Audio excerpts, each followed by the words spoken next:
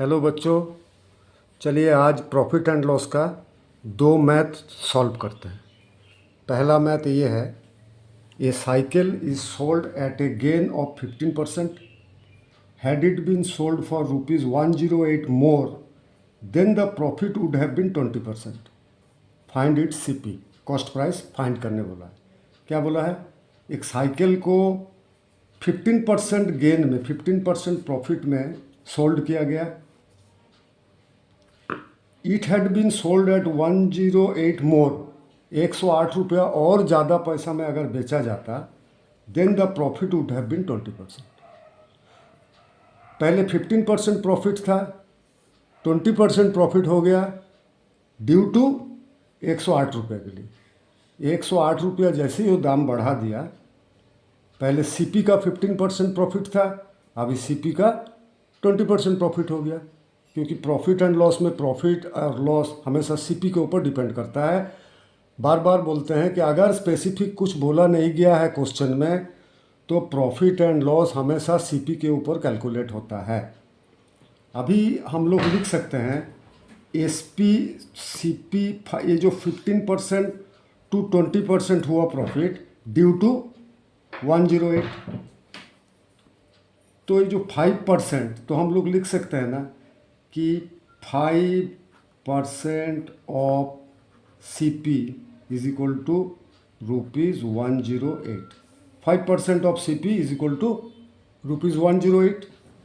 Then 5% of C P मतलब 5/100 of मतलब multiply C P is equal to 108। Then only C P is equal to 108। इधर 5/100 इस पर जाकर रेसिप्रोकल हो जाएगा, इंटू 100/5। देन काट पीट करेंगे, 5 1 जा 5, 5 20 जा 100। 108 इंटू 20 कितना होता है? 6120।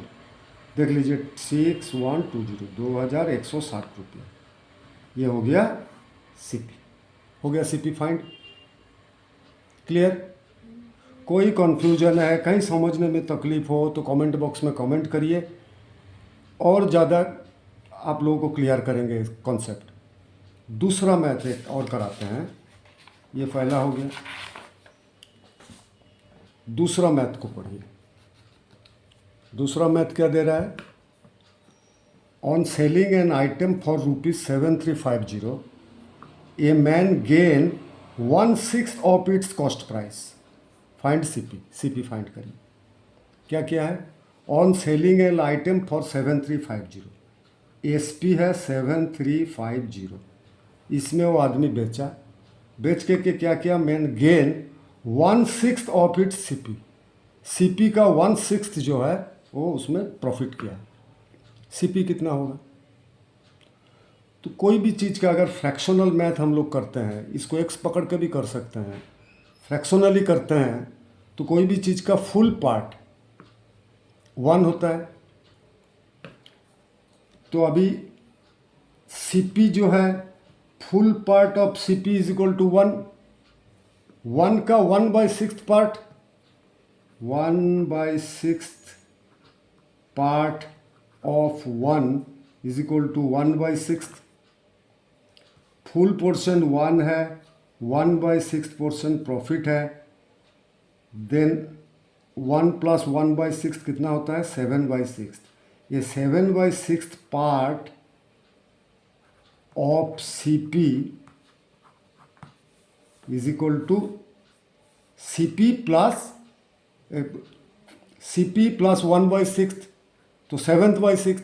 ये 7/6 part of C P is equal to 7350। तो क्या लिखेंगे? 7 यूनिटरी मेथड में सॉल्व करेंगे इसको। 7/6 part of C P is equal to 7350। Then full part, 1 part of C P is equal to क्या होगा? कम होने से डिवाइडेशन होता है, 7350 डिवाइडेड बाई 7/6। कैसे सॉल्व करेंगे इसको?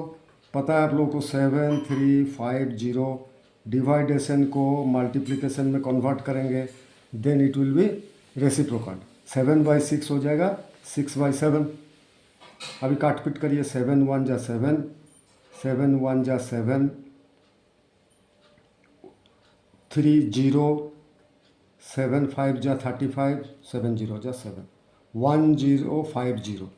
1050 इंटू 6 कितना हो गया? 600 0 3 6 1 जा 6, दैट इज हो गया CP। Full part of CP 6300, 6300 रुपया उसका CP है। इसको हम लोग x पकड़ के कैसे करेंगे? न let be the CP is x, CP को ही पकड़ लेंगे x। देन कैसे करेंगे? सॉल्व करके कमेंट बॉक्स में दीजिए। CP अगर x है तो CP का 1/6 कितना होगा प्रॉफिट? तो CP x plus 1/6 part of x equal to SP 7350। CP plus 1/6 of CP is equal to SP 7350। Solve हो जाएगा। दोनों तरह से करिए, जो समझ में ठीक आए। कोई कन्फ्यूजन है कमेंट बॉक्स में लिखिए, हम इसको और बढ़िया से आप लोगों को समझाने की कोशिश करेंगे।